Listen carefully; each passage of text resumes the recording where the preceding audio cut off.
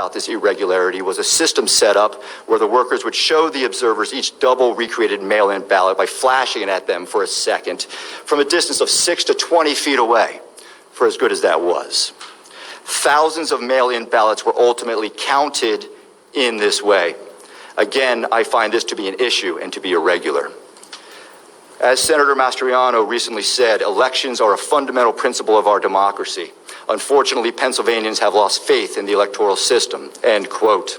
And let me add a quote that Philadelphia City Commissioner of Elections Al Schmidt just made when he said about these recent elections in Philadelphia that these were the most secure and transparent elections in Philadelphia's history, end quote. Now, I wasn't around for every election in Philadelphia's history, but I can tell you as an eyewitness, for 10 days, for more than 80 hours, what I saw was not a secure and transparent election. There are major concerns about the legitimacy of hundreds of thousands of ballots that were counted in Philadelphia.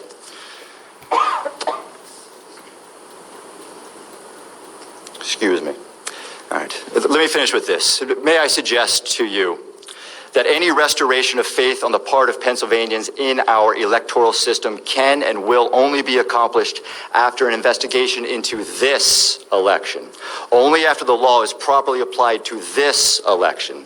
The idea that we can just move on by making sure that the law is properly applied in the next election is, in my opinion, unacceptable.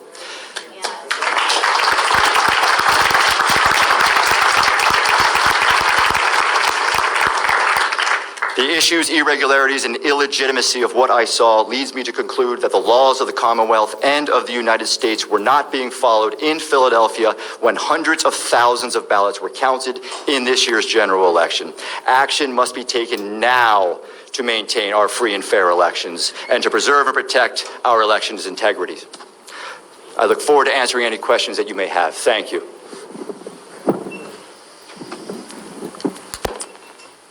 Good afternoon. My name is Kim Peterson, and I appreciate that I'm here today. Thank you all for having me here today. I'm from Pittsburgh, Pennsylvania, and I am here to tell you what I witnessed as a canvasser where at the warehouse where they open the mail-in ballots and separate them from the envelopes as we had been discussing. As the afternoon of Election Day, I went to the down to the warehouse to be a canvasser, as a Republican representative, to be able to watch them open the mail-in ballots. And as the gentleman, Justin, just described, as I was led back to the area where we were able to view them opening the mail-in ballots, we were kept in a corral that was at least 15 to 20 feet from any of the representatives, and that was the closest people opening the ballots. There were people that were 50, 100 feet from us. The closest that was 20 feet about, and you could not see at all the envelope, the ballot itself, where they were stacking them, anything that was required that we were able to see. There were also monitors up around the area. The monitors were pathetic, to be honest. They were fuzzy, looked like they were using old technology as far as, we have the most clearest televisions created, in the world now, and these were, probably from the 60s. You're looking at all of these multiple cameras, screenshots put together of people opening ballots, but you could not even see at all or witness anything if anything was any misdoing or anything going wrong. It was very discouraging on my part. I was very much looking forward to being a part of that day and representing myself and Pennsylvanians in a fair election. And I was, discouraged about it. I love this country and I love Pennsylvania. I was not born and raised in Pennsylvania, but I have been here for 30 years. And it is very important to me that this election be fair. And thank you again for having me.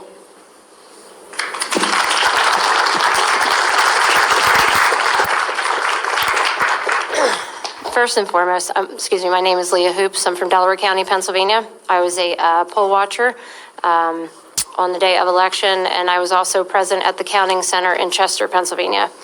So first and foremost, thank you to this committee and all those involved, and especially Senator Mastriano and former Mayor Rudy Giuliani. To our fearless and brave president, thank you for being our shield and putting us first, and I am forever grateful. It is an absolute honor to be a part of this hearing and to finally have an opportunity to speak about what took place in Delaware County, Pennsylvania. I feel as an American that it is my duty to help protect the integrity of our elections, not just for me, but for every American. There are many who have lost life and limb for my right to vote. I want to give a brief introduction and history of how I got involved in this election. 4 years ago, Donald Trump came down an escalator, and I knew that he was here to take back our country. I was born and raised in Delaware County in a conservative home. I was taught from an early age to love thy neighbor, defend your country, and by all means, always speak the truth. I took those values throughout my life and applied them in every avenue possible, which brings me up to the present. And about 18 months ago, I became a volunteer and assisted with a campaign for a magisterial judge. In that process, I was approached by my current chairman and became an appointed committeewoman for the Bethel Township Republican Party. In conjunction with my committee position, I also started volunteering for the Trump campaign, registering voters, and assisting with events. During this time, I started a watchdog group and reached out to the Thomas More Society. Now, associates, we've been focusing our efforts in election integrity. Our greatest efforts have been in following closely the newly elected and completely Democrat-run Delaware County Council and the Democrat Majority Election Board. This also includes any and all contractors, support staff, and any key players involved. What we found was actually concerning. Not only was private grant money used from the Center for Tech and Life owned by Google and Mark Zuckerberg, but pop-up voter sites were also approved.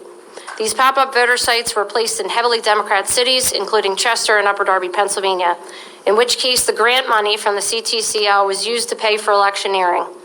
It was literally a one-stop shop. Walk in, apply, get your ballot, submit, and you were out the door. But where this didn't take place was in heavily Republican and independent areas. Let's also make note that the voting machine warehouse supervisor is a Bernie Sanders delegate, who was also solely responsible for every scanner, machine, V-card, and all machines with absolutely zero experience in this area. The real story is the $2.1 million spent to move the counting center from the courthouse in Media, Pennsylvania to the north and Chester, Okay.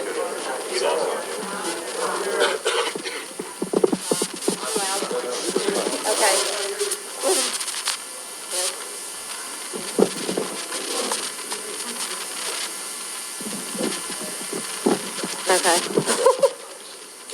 Okay, sorry. Sorry, I forgot where I was. Okay, so the real story is the $2.1 million spent to move the counting center from the courthouse in Media, Pennsylvania, which has been something that has been done for decades, to the wharf in Chester, Pennsylvania. Let me explain to you the layout of the counting center. It is in the middle of a huge parking lot, which sits back on Seaport Drive, next to loading docks. It has multi-million-dollar connections to the company Power HRG and Subaru Park Soccer Stadium. The counting center was on the first floor, in which there were multiple places to bring in ballots in and out of, elevators and many rooms in which workers had access. I was there for 3 straight days. What became of concern was the back room, which had no observers, no line of sight or transparency into the process. There was no cooperation, complete resistance from election night and every day after. It took until our lawyer got an injunction to get into that back room in which pre-canvassing was transpiring. Even with an injunction, which was a joke, we were granted 5 minutes every 2 hours, and the setup was sitting in a chair 20 feet from any physical ballot. I truly wish I had enough time today to recreate what I witnessed and felt during those moments, but we did not gather here today just for me and my experience, but rather a collection of experiences from Americans like myself. What I hope to achieve is for the public to understand is that we have stuck our necks out, have been intimidated, threatened, bullied, have spent countless hours away from our families, friends, and jobs. We have signed affidavits under penalty of perjury, which should be consideration enough to know that this is a very serious issue. I'm here for one thing only, and that is to speak the truth. This is not about party. This is about my country. Every American deserves transparency, truth, and be able to question those in power without fear of intimidation, bullying, or backlash. I hope this committee takes action if needed, and justice will be swift to anyone involved in fraudulent activity. The Republic is angry, disgruntled, tired, beaten up, and ready to defend this country.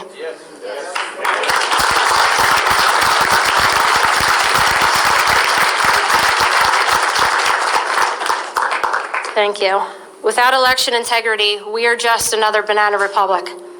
I thank you again for your time, efforts, and service, and it is an honor to be here and to be part of a historical moment. Thank you.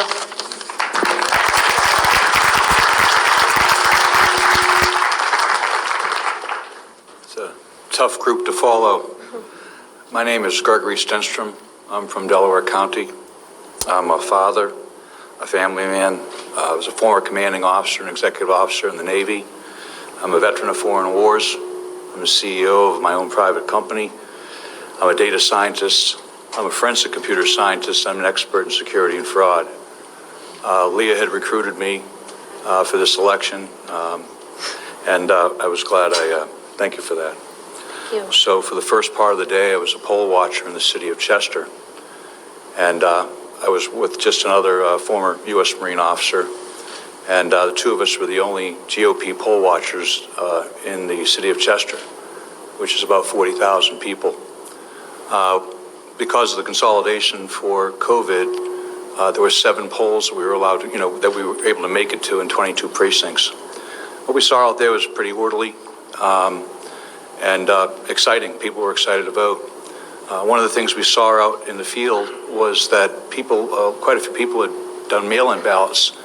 So they came in and they hadn't been updated in the Delaware County database yet. So they would come in and say, the database is not showing me on the database, I'd like to vote. So the process, one of the processes was to give them a provisional ballot. And then they would vote provisionally, and then later on, their vote would be sorted out. That didn't happen. I observed, and the gentleman that was with me observed 7 different polls where the people were given a regular ballot. So they cast a vote and put it in. We let it happen a few times. We didn't jump all over them. It happened a couple of times. We went up. In all cases, the election judges were very forthcoming, very polite. They apologized and they said they couldn't do it. But that somewhat spurred me to go down to the counting center, which Leah described. It's on the Seaport Ave. It's a remote building, not much around it. And I wanted to take a look. All day long, I had been told that there were 10 to 20 GOP poll watchers down there and that everything was well in hand. And out of curiosity, I decided to go down. I arrived at 6 o'clock with 4 other gentlemen, again, former military and some good citizens from Delaware County. And we weren't allowed to get in until 11 o'clock at night, and we had to get some legal help to get us in. So it took us 5 hours to get upstairs. After that, what we saw here is, what I saw is I really think the crux of this in Delaware County is, as an expert in this, I think it's impossible to verify the validity of about 100,000 to 120,000 votes. Now, Delaware County's got 425,000 registered voters. Approximately 300,000 of them voted. I don't know what the exact number ended up. Mayor Giuliani nailed that number. But of that number, over 100,000 are in question, in my mind. What I saw as a forensics expert was an election process that was forensically destructive in the manner it was conducted, with the envelopes being separated from the ballots and gone to the other side of the room.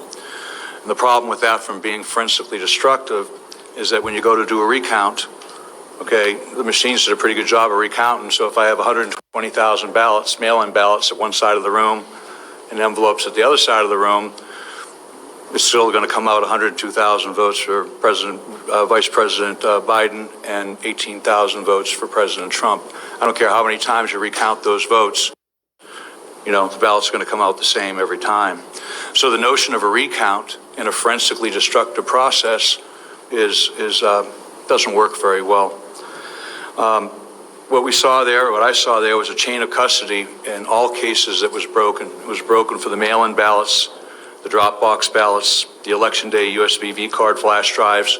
In all cases, the chain of custody and the procedures that were defined by the Delaware County Board of Elections and Election Process Review they didn't follow one. I couldn't even redline this multi-page document because the entire document would be, they didn't follow any of the procedures. So I personally observed USB V-cards being uploaded to the voting machines by the voting machine warehouse supervisor on multiple occasions. I saw this personally. I brought it to the attention of the deputy sheriff who was there stationed, who was a senior law enforcement officer, and I brought it to the attention of the clerk of elections. I brought it to their attention. I objected, and I said, this person is not being observed. He's not part of the process that I can see, and he's walking in with baggies, which we have pictures of, and it was submitted in our affidavits, and he was sticking these USBs into the machines. So I personally witnessed over that happened 24 times, over 24 times. We have multiple other witnesses that saw it, including Democrat poll watchers. And we were told, I was told the next day by the solicitors, well, actually not the solicitor, but the attorney that we had secured, that they said every election they leave a couple of USBs in the voting machines and they're brought back, and generally the warehouse manager comes over and puts them in. So in talking to the U.S. Attorney General McSwain and other law enforcement officers, I found out that was not the case, that generally, more than two is unusual. So they denied they did it, but as of today, 47 USB V cards are missing, and they're nowhere to be found. So I was told personally that these 24 to 30 cards that were uploaded weren't there. Those cards, I demanded that they didn't update the vote live time. They only updated it about once every 2 or 3 hours. I demanded they updated the vote so I could see what the result was, and it was 50,000 votes. And I think as a computer scientist, an American, and a patriot, it doesn't matter who those 50,000 votes were. I'll tell you they were for Vice President Biden. But what was shocking to me as an American, as someone who has gone to sea, gone to war, that that could even happen. So several other things that came up was on Thursday, it took us 3 days for them to obey the court order that I secured with Leah's help and the help of the Thomas More Society, who we thank, incredibly good patriots. They got us in there. They got the order for us to get in and watch it, look at the back offices, which were locked for 5 minutes every 2 hours. I went in, I was the first one allowed to go in at 1:30 on Thursday, and then again at 3:30 for 5 minutes. The county solicitor had a stopwatch. On the first time, I was not allowed to touch anything. The second time I did.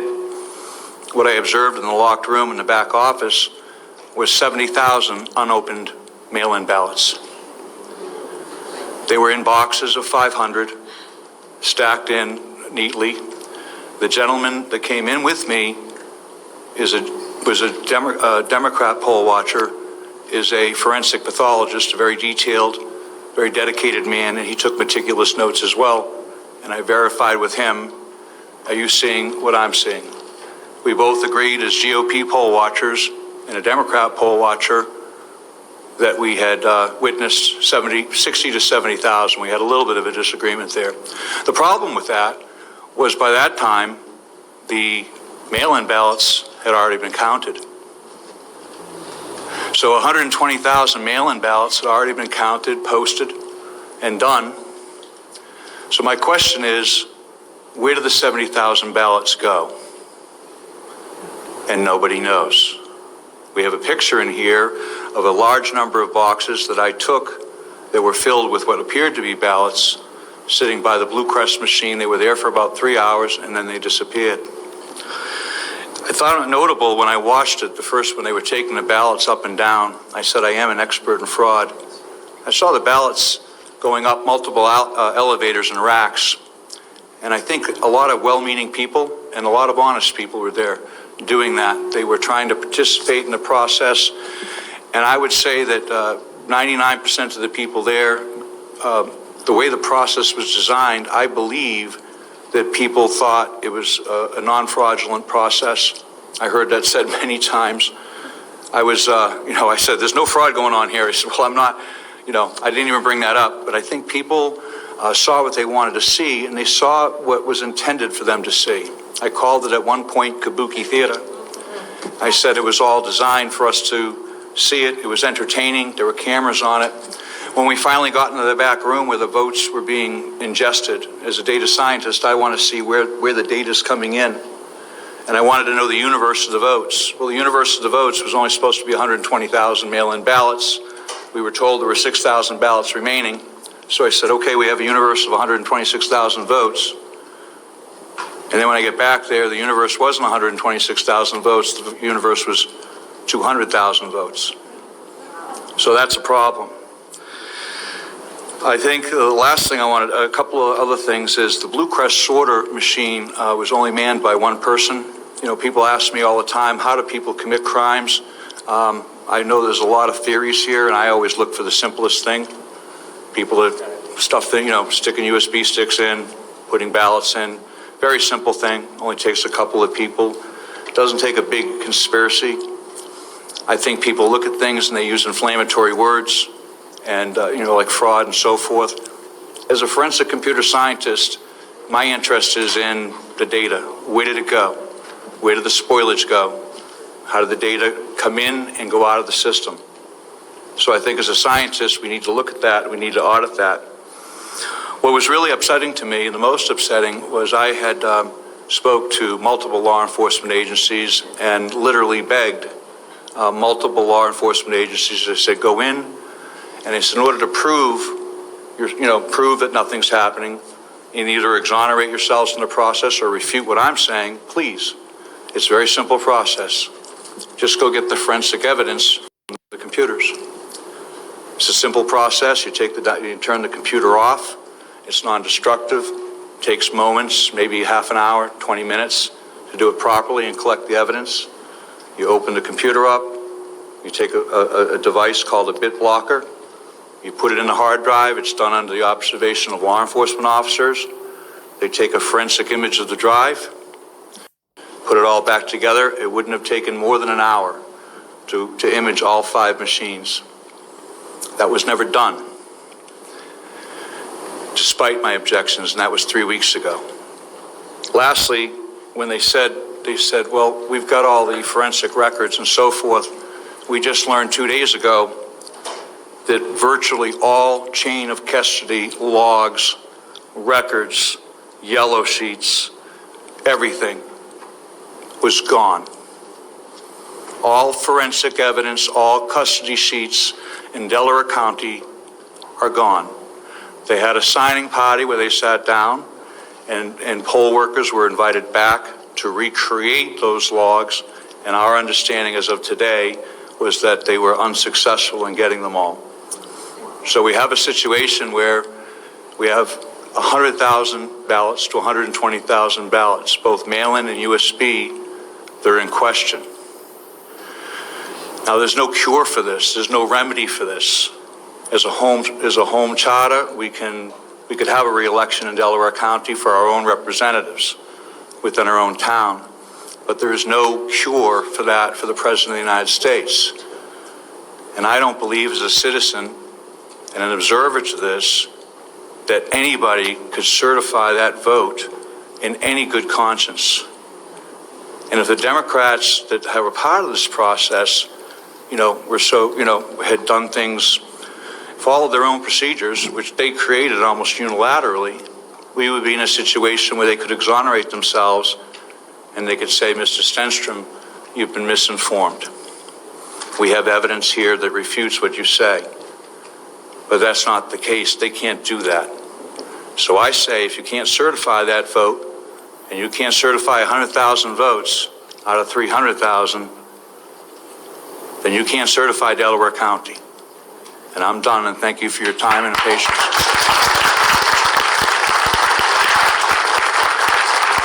Thank you all to this panel. Before I have Senator Mastriano introduce the next 15-minute panel, I want to note that we've also been joined on Zoom by Representative Kathy Rapp from Northwestern Pennsylvania. Doug?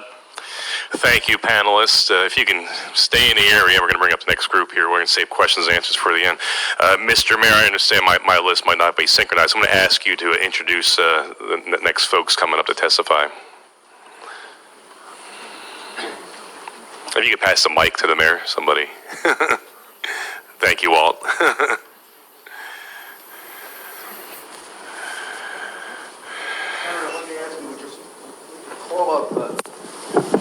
We could call up four more witnesses like this, or we could now put on the statistical expert who could explain some of this, and then put on the additional witness. Either way you prefer. Statistical expert sounds good. Okay, then we'll call Colonel Waldron.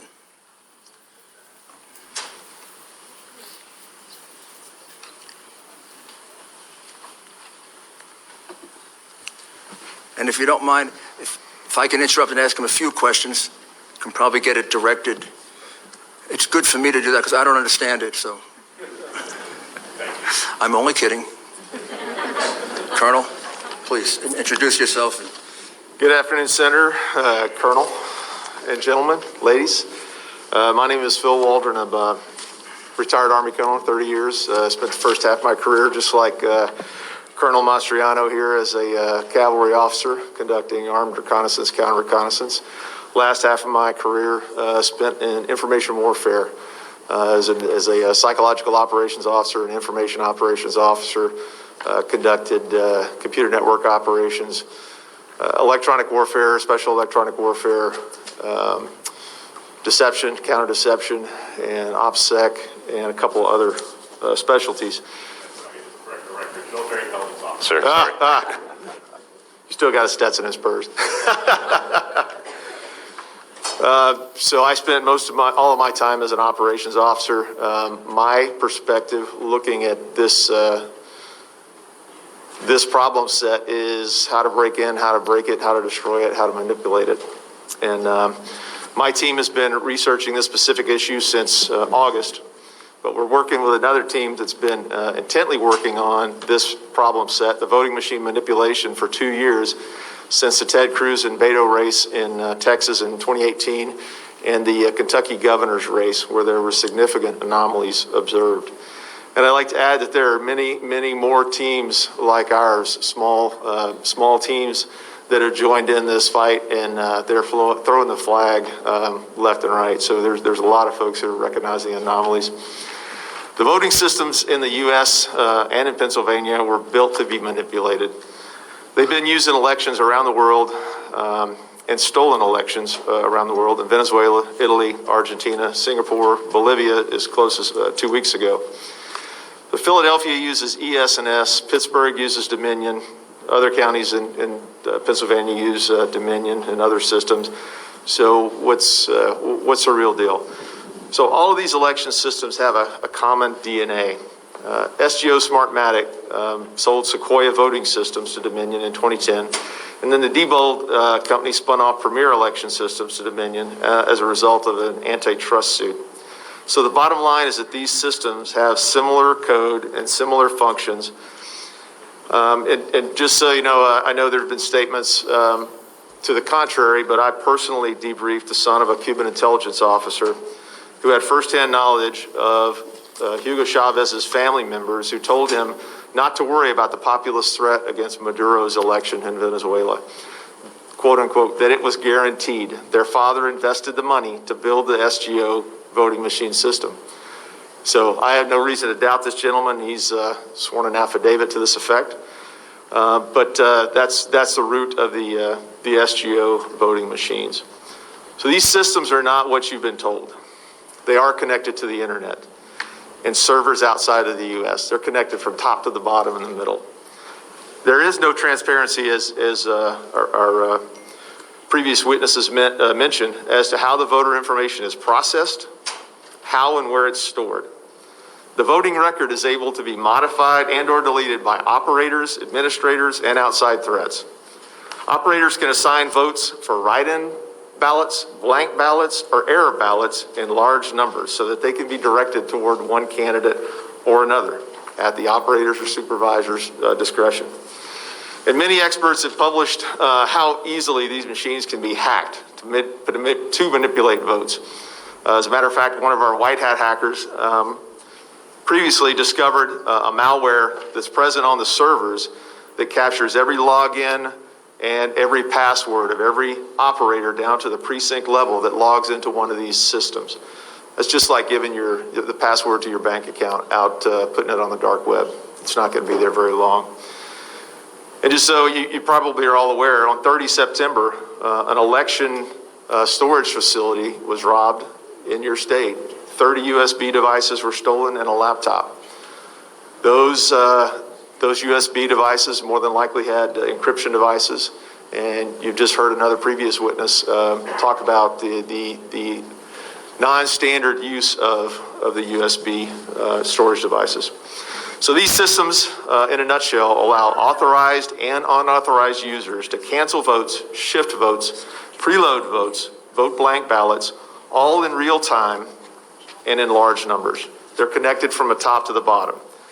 So one bad actor or a team of bad actors can have equally negative inputs.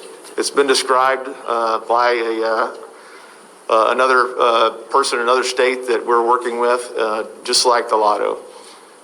Whoever organizes the lotto is always going to win. It's controlling the numbers and it's controlling the margins. Our experts and other academics believe that up to 1.2 million Pennsylvania votes could have been altered or fraudulent. This is what we discovered in the last 22 days. Really, only a detailed forensic analysis of the actual machines and software will truly show how many Pennsylvania citizens have had their civil rights violated. So to use these type of machines with little or no audit trails, little or no transparency of how the votes are processed, where they go, where they're stored, will never leave the public satisfied that we truly have a representative democracy. I'd like to correct something the mayor said. I am not a statistician. I'm a combat officer and didn't do well in math. But I can understand the numbers that he put out earlier. Want to share with you one chart. I believe it's in your package.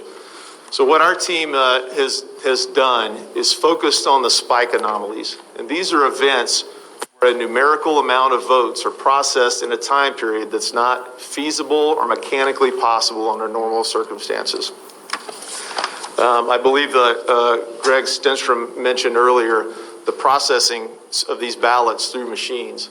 There's a manufacturer specified rate of speed that a number of ballots can be imaged and processed. These spike anomalies in this chart really show where for us to look forensically to actually determine what happened with these votes. Our team has looked at these systems, and there are a dozen ways to interdict the voting process in these issues, whether it's mail-in ballot manipulations. They can scan and allocate votes, blank votes, whether it was 70,000 votes left in the back room. There's just lots of ways to interdict these systems. So with that, I'll answer any potential questions. Thank you. Next panel, please. Could I just Yes, sir. ask him to clarify one or two things? When we look at this Pennsylvania fixing the vote chart that they all have, could you explain at the very beginning what that line means, Biden injection? So at the very beginning of the chart where there's a circle, it says on election day, what that indicates is there is a spike in loaded votes, 337,000 plus or minus of some votes that were added in there in one big batch. So that was an anomaly in the reporting. Normally, you would expect to see a smooth curve going up, not any big spikes. That's kind of what Greg was talking about, the anomalies of loading and uploading those votes. So that big spike that occurs there is a prime indicator of fraudulent voting. And that's 604,000 votes in 90 minutes, is that right? Correct. This is 337 votes, 337,000 votes in that. In that period of time. Yes. And when you look at this entire curve with all these spikes, can you calculate how much of a vote that accounted for Biden and how much for Trump?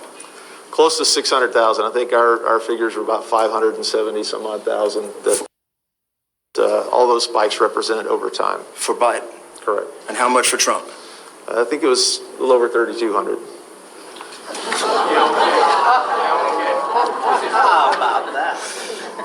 Now, just to go back to your original document, this one pager that they all have. Mail-in ballots counted without being observed. Those are the ballots we were talking about that were not observed in Allegheny County and in Philadelphia. Correct. Is that right? 682,770.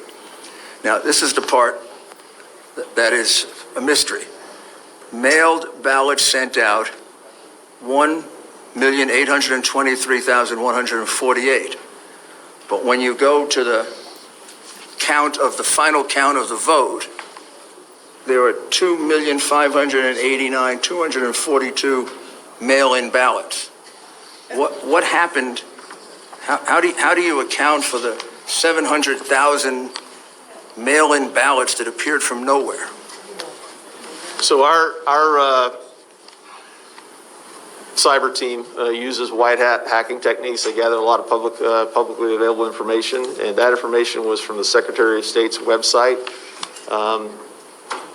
That website has been updated as late as 11/16 this morning with provisional and mail-in ballots. So those numbers are still changing. They changed last night, so it's a continual target. This is 22 days after the election. That number, the 2.5 million number is no longer on the website. It's just been taken off? It's not there anymore. Is there any explanation for why it's been taken off? There's no annotations. But has there been a change made in the 2,589,242 mail-in votes that have been counted in the total vote? I'd have to check the Secretary of State's website as of. And could you also after check and see, 11/16. is there any change in the 1,823,148 ballots that were sent out? The mail-out ballots number seems to be holding steady. And was there any other method of producing ballots other than sending them out? Not that we're aware of, unless as previous witnesses of testimony that the potential for multiple ballot counts. So ballots could have been And have you ever counted gotten a twice. chance to examine any of these ballots? No, that would be part of the forensic process. One suggestion, whoever does the analysis is using paper and ink analysis with a micro photo spectrometer that would analyze the ink on those ballots to see if they were mass produced. So in addition to the 682,770 ballots that were entered without a single inspection of any kind, there also appear to be something like 700,000 ballots, mail-in ballots, that were never sent out, that were counted. There are noted discrepancies in the That's a Secretary of pretty State's big report. discrepancy. Yes, sir. And that's been there. Thank you. We do have to press on to the next panel since we have a lot of questions about pending here. Mr. Mayor, could you introduce the next panelists? So now we have Jane Winters, Gary Feldman, who's going to be on a Zoom. Is he here? Well, then have him come up. Please come up as you're called. I believe Charles Nudo, N-U-D-O. and David Shestakis.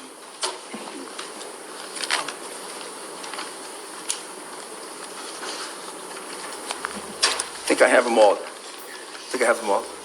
Mr. Chairman.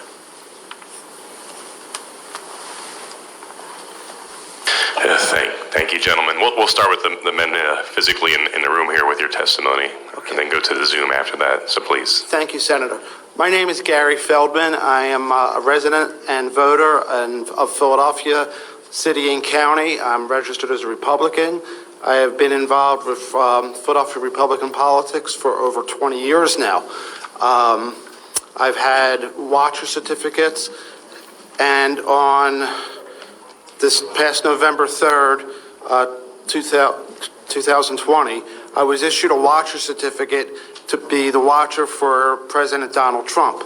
This is the watcher certificate that I was given, and it is issued for President Donald Trump to me.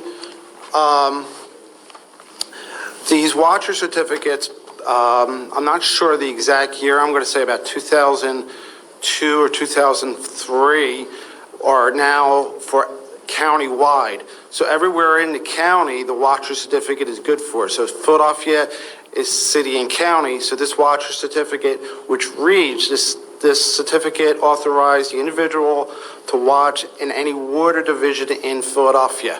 And that's what the top line. If you want to see the watcher certificate, I'll gladly bring it up. So anyway, I was in my vehicle as kind of like volunteering for the president with an attorney, and he was monitoring any kind of problems that could happen in Philadelphia.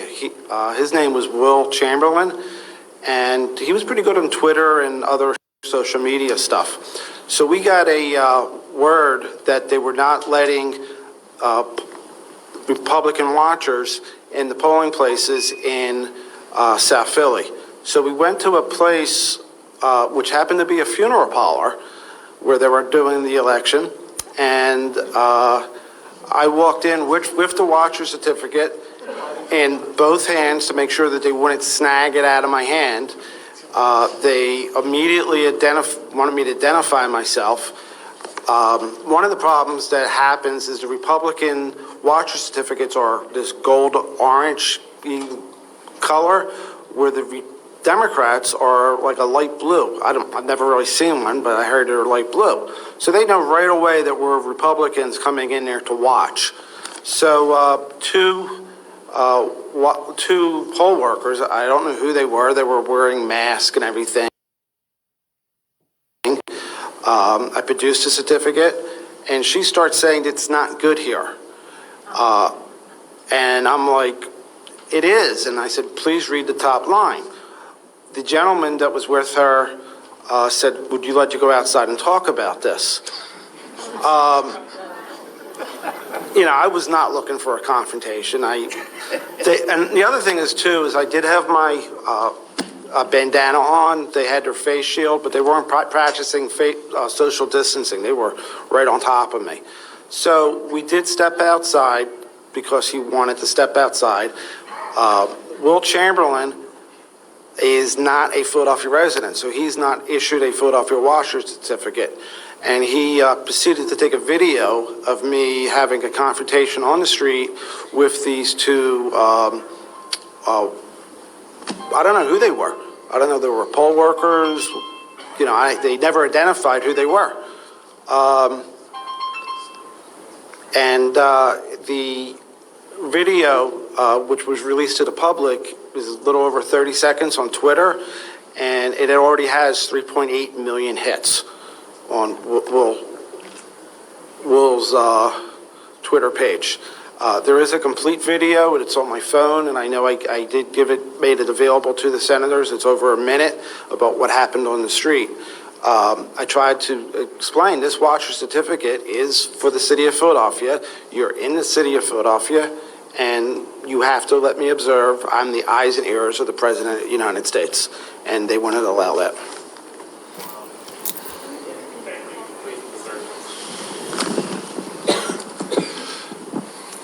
Thank you for the opportunity to be, excuse me, be here today. Oh, sir. Yeah, I just want to add another thing that's really kind of crucial. When this happened, the fact checkers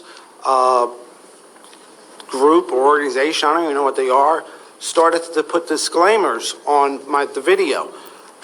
Fact checkers said they contacted me. Fact checkers never contacted me. Fact checkers said that it was a misunderstanding. They said the commissioner's office tried contacting me. They used the name Kevin Feely from the commissioner's office.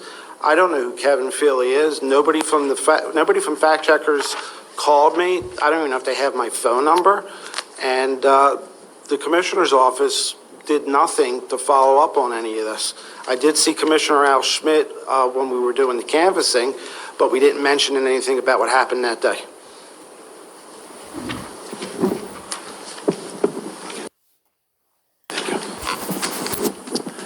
Good afternoon. I'm Dave Shostokis. I'm an attorney, licensed to practice law in Illinois and Florida. Some time ago, I was a Cook County Assistant State's Attorney prosecutor, and during that time, I actually did election law enforcement during the course of that time, including